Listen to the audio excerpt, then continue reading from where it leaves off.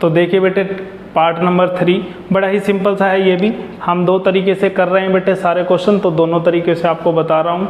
Method 1 उसने कहा है सम ऑफ जीरोस कितना दिया हुआ है, अल्फा प्लस बीटा कितना दिया हुआ बेटे 0, यानी कि माइनस का b/a। तो अब आप क्या कह सकते हैं बेटे, देखिए कि b की वैल्यू कितनी है, यहाँ पर b की वैल्यू है बेटे 0, b की वैल्यू है 0, a की वैल्यू कितनी है 1, b की वैल्यू है 0, a की वैल्यू है 1।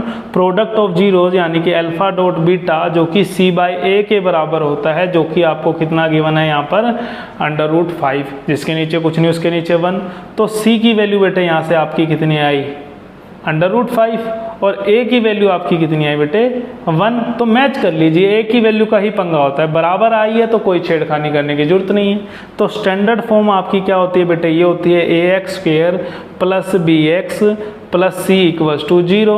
तो a की जगह आपने क्या रखना है 1, तो यानी कि x², b की जगह 0 था तो बेटे ये टर्म ही खत्म हो गई, प्लस c की जगह आपने कितना रखना है √5, जो कि क्या आ गया बेटे 0। ये आपका क्या हो गया, आपका रिक्वायर्ड पोलिनोमियल हो गया जो आपको निकालना था, x² + √2। ठीक है बेटे, अच्छा तो ये आपका रिक्वायर्ड पोलिनोमियल हो गया।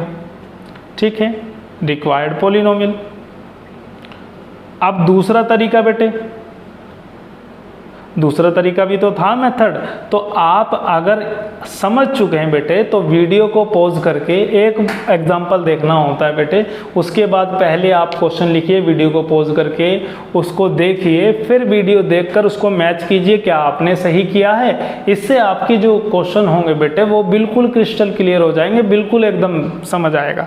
ठीक है बेटे, मेथड 2 हमने देखा था, उसका फार्मूला था मेथड 2 का, क्या था, x² minus sum of zeros into x plus product of zeros, यही तो था बेटे।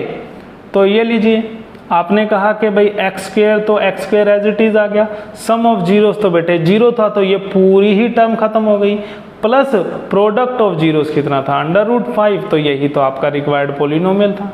तो देखो कितना सिंपल था बेटे, ज़्यादा मुश्किल क्वेश्चन नहीं है। तो ये रिक्वायर्ड सॉल्यूशन है आपका या फिर रिक्वायर्ड पोलिनोमियल है। तो थर्ड पार्ट इसी के साथ हो जाता है कंप्लीट। आगे चलते बेटे नेक्स्ट पार्ट की तरफ।